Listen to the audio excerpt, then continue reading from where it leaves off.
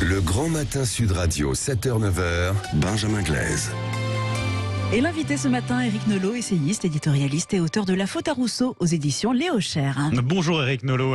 Bonjour à tous. Ravi de vous retrouver ce matin sur Sud Radio. On a l'habitude de vous entendre tous les vendredis matin. C'est l'occasion effectivement de parler de ce livre. Alors dans quelques minutes, on va évoquer l'actualité, les propos de Jean-Luc Mélenchon, j'en suis sûr, qui vous font réagir. Mais d'abord donc cet essai, ou plutôt ce pamphlet contre Sandrine Rousseau que vous publiez donc aujourd'hui, La Faute à Rousseau. Sandrine de son prénom, que vous ne portez pas dans votre cœur. Le moins que l'on puisse dire, c'est que vous n'êtes pas tendre avec la députée écologiste. Pour quelle raison avez-vous décidé d'en faire le sujet de ce livre? Il y a eu un déclic en particulier? Oui, il y a eu un déclic, ça s'est passé à la télévision. J'ai vu Madame Rousseau exécuter de sang-froid un de ses rivaux politiques, Julien Bayou. Et d'ailleurs, c'est une habitude chez elle. Elle use du mensonge, de la manipulation pour un carriérisme impitoyable, pour éliminer ses rivaux politiques. Et elle est venue sur un plateau de télévision, celui de C'est à vous, pour dire tranquillement que Julien Bayou, en fait, était un prédateur, qui poussait les femmes au suicide, qu'il y avait une enquête en cours. Donc on lui demande une enquête journalistique que j'ai lue. L'enquête journalistique est absolument vide. Reporter. Il n'y a même rien eu, c'était dans le média Reporter. Il n'y a absolument rien dans le dossier. Et d'ailleurs, le dossier n'est même pas parvenu jusqu'à la cellule de lutte contre les violences sexistes et sexuelles, puisque le dossier est vide. Mais n'empêche que Julien Bayou est éliminé du tableau. Donc ça, c'est la première chose qui m'a intéressé. Et puis c'est évidemment, au-delà de la personne, le projet de société qu'elle porte, qui est absolument terrifiant. C'est un projet moral, c'est un retour à la bigoterie, c'est une manière de criminaliser le désir masculin en tant que tel, de criminaliser les hommes en tant que tels. Je ne parle pas des hommes violents, je parle des hommes en tant que tels. Et puis un dévoiement du féminisme. Vous voyez, avec quelle prudence de gazelle, elle parle de la révolution féministe en Iran, par exemple. Oui. Il y a le bon féminisme pour elle, oui, il y a le bon féminisme et il y a le mauvais féminisme. La question du voile, voilà. Notamment. La question du voile, là-dessus. Quel soutien en France? J'en parle abondamment, parce que dès que c'est dans un pays où elle pourrait, en soutenant trop ouvertement, se mettre à dos une partie de son électorat, elle fait preuve d'une prudence, comme je le disais, de gazelle. Donc pour moi, c'est le portrait d'une imposture. Une imposture politique et intellectuelle. Est-ce que vous ne donnez pas finalement à Sandrine Rousseau l'importance que vous reprochez vous-même aux médias de lui accorder? Est-ce que vous êtes posé justement la question en écrivant cet essai?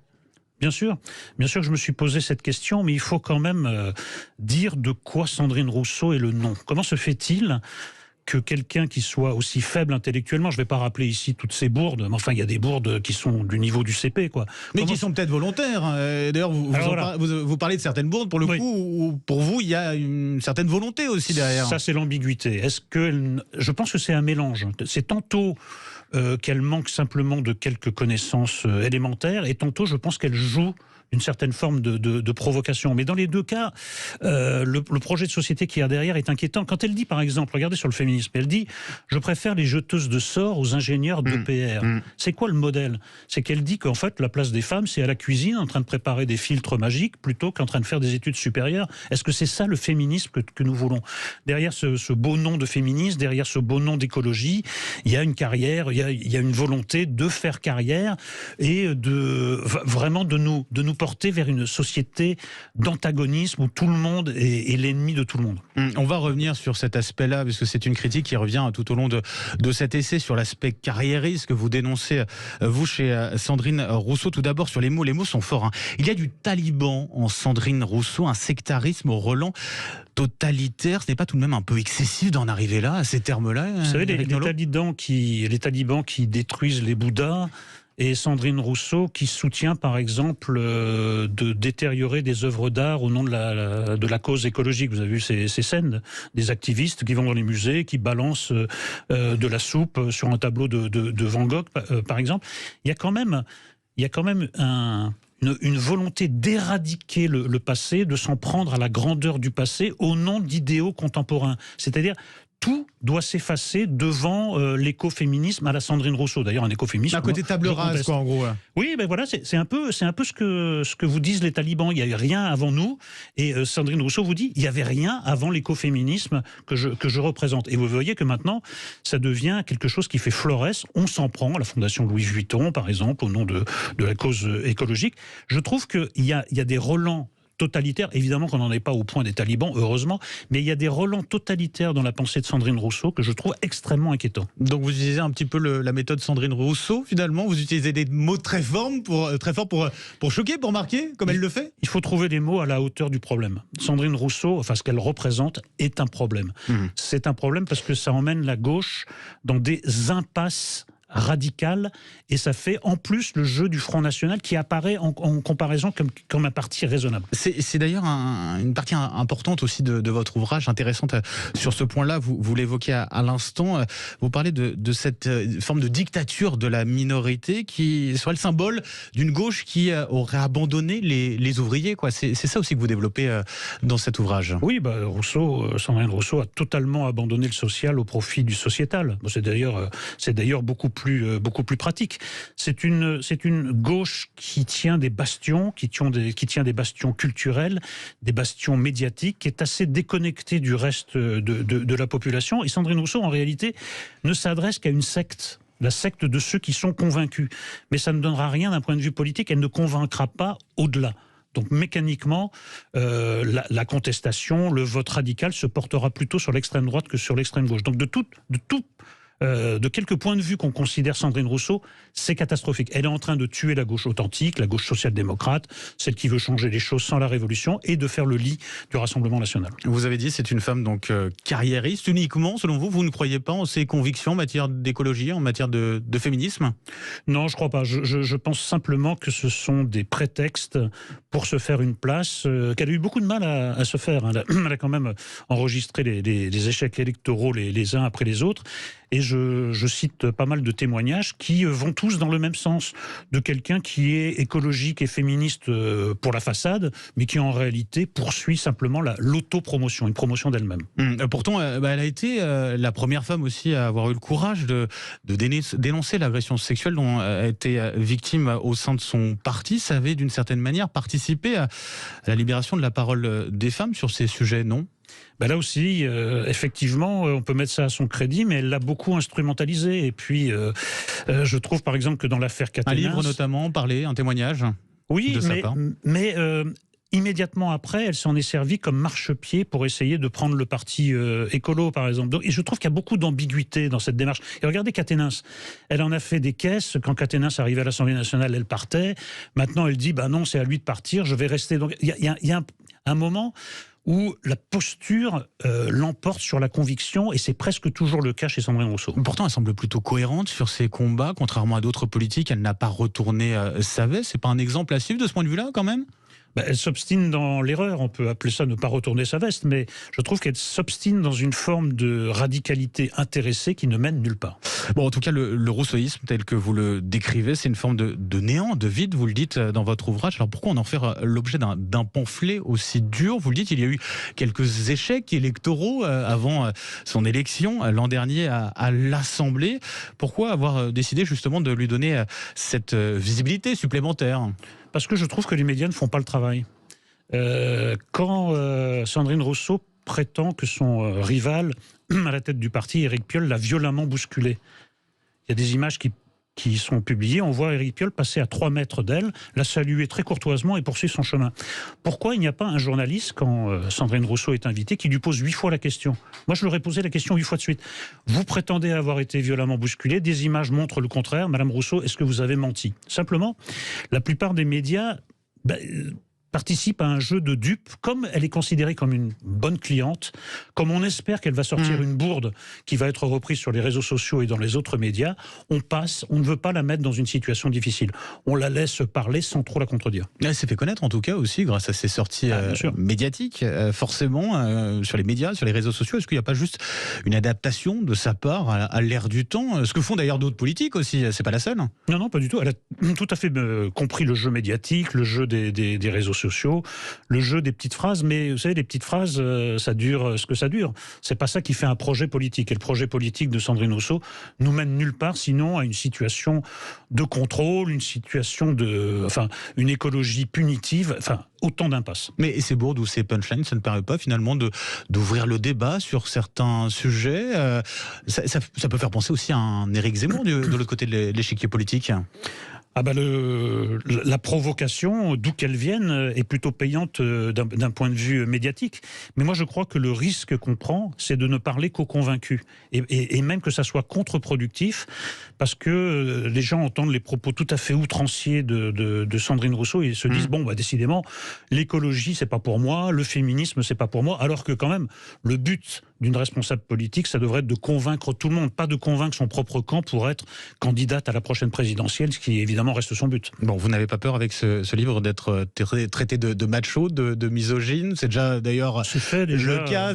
On a passé le cap. Vous le cherchez ou pas? Je suis un fasciste déjà, vous savez, c'est un fasciste. Non, mais maintenant, toute contradiction portée à une femme est considérée comme un acte misogyne.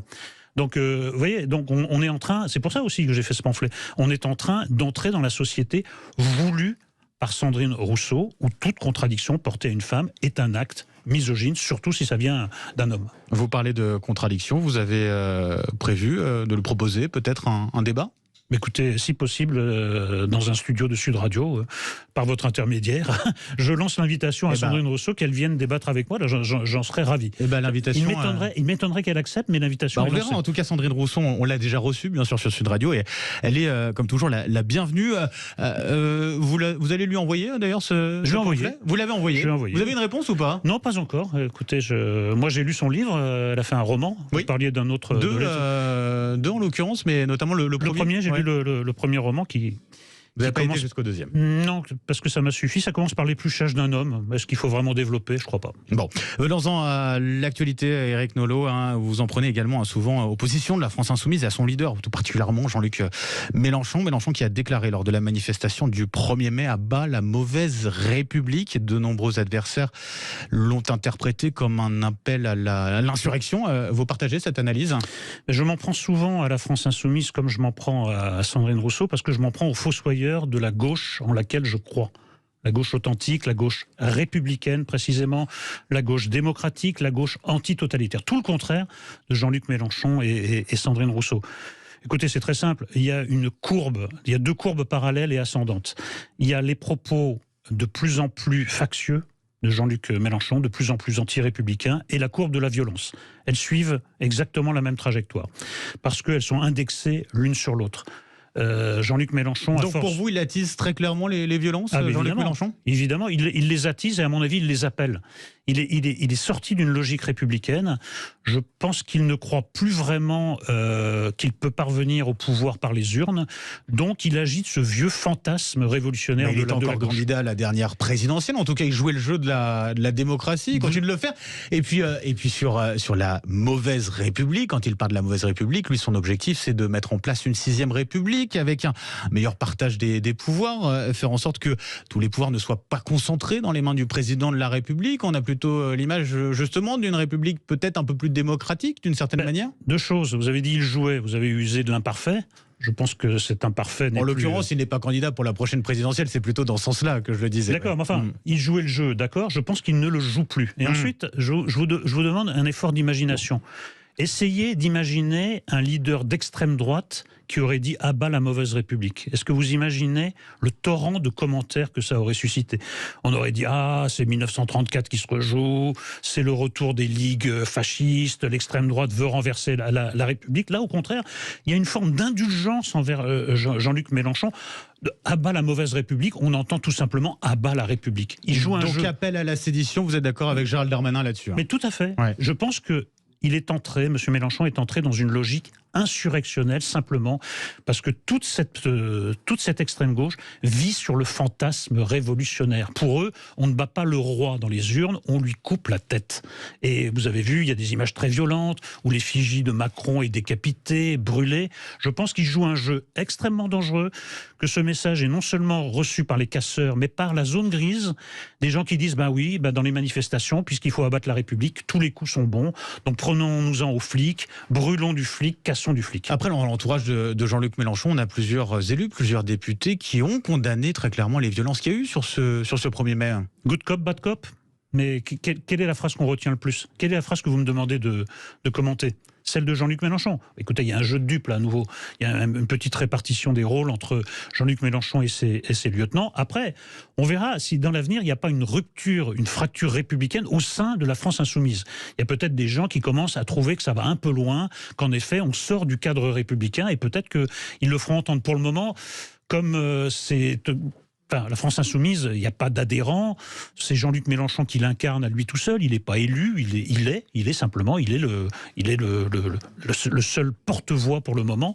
Ce que dit Jean-Luc Mélenchon, pour l'instant, c'est la position de la France insoumise. Donc il faudra que les autres se déterminent par rapport à cette dérive. Mais alors c'est fort de dire que pour vous, il y a une complicité de la part des élus de la France insoumise, de la part de Jean-Luc Mélenchon dans les dérives que l'on observe, les violences. Mais ça date pas d'hier. C'est une petite musique insurrectionnelle qui n'a cessé de monter, qui n'ont cessé de porter à travers Jean-Luc Mélenchon, mais d'autres.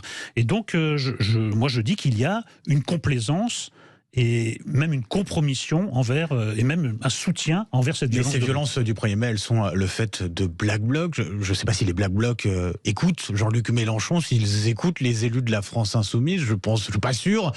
En tout cas... Vous avez vu le profil des gens qui se font arrêter et qui terminent en garde à vue ?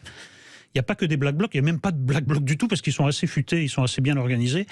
Il y a des petits bourgeois qui jouent aux révolutionnaires et ces petits bourgeois ont écouté la petite musique de Jean-Luc Mélenchon, la musique insurrectionnelle. Il y a beaucoup de petits bourgeois pour petite musique insurrectionnelle. Il ne faut pas croire, ça infuse. L'air du temps s'imprègne de ce discours en disant on ne vit plus en démocratie. Il a même remis en cause le Conseil constitutionnel. À force de tout le temps s'en prendre aux institutions, il ne faut pas s'étonner que ça se traduise par des actes violents dans la rue. Donc l'État est en rien responsable de ces débordements qu'on a pu voir, parce que c'est aussi à l'État de faire en sorte qu'on évite justement ces violences, ils étaient prévus, annoncés, ces Black Blocs. Mais comme à chaque fois. Donc là, c'est la grande énigme. Quand est-ce qu'on prendra les mesures adéquates pour nous débarrasser de cette chienlit qui vient perturber l'exercice normal de la démocratie ? Ces solutions Écoutez, moi j'ai toujours plaidé pour quelque chose qui a du mal à passer, c'est-à-dire les arrestations préventives. Alors on me dit que ce n'est pas légal, mais j'estime que quand quelqu'un est venu 10 fois... Ça va être difficile à passer au Conseil constitutionnel. Oui, voilà. Bah, moi je suis légaliste, donc pour l'instant c'est pas possible. Mais quand quelqu'un est venu 10 fois casser du flic dans une manifestation, j'estime que la 11e fois il viendra pour casser du flic dans une manifestation. Donc faut peut-être en arriver à ce qu'on a fait en Angleterre avec les hooligans, c'est-à-dire qu'au moment du match, ces gens-là passent le temps du match dans un commissariat. Il faut peut-être que certaines personnes passent le temps de la manifestation dans un commissariat. Quand, bien sûr, je ne parle pas du manifestant de base, celui qui veut manifester pour le 1er mai, c'est son droit le plus strict. Mais les casseurs professionnels ou les petits bourgeois... Il y a déjà eu des condamnations en l'occurrence. Il y en a très peu et elles ne sont pas assez sévères. Il faut que ça soit dissuasif. Quiconque s'en prend à un flic de manière violente doit en répondre. Éric Nolot, essayiste, éditorialiste, je rappelle votre pamphlet donc contre Sandrine Rousseau qui sort aujourd'hui en librairie. La faute à Rousseau, c'est aux éditions Léo Cher. Merci d'avoir été avec nous ce matin. Merci de votre invitation. Sur Sud Radio, bonne journée à vous et puis je vous dis bien sûr à vendredi, vendredi matin, 8h32 sur Sud Radio. Restez bien avec nous dans un instant. La revue de presse avec Maxime Trouleau, hashtag on en parle et puis vous nous appelez bien sûr 0826 300 300. Alexis Poulain vous attend pour débattre de l'actualité. Ce sera d'ici une dizaine de minutes. À tout de suite.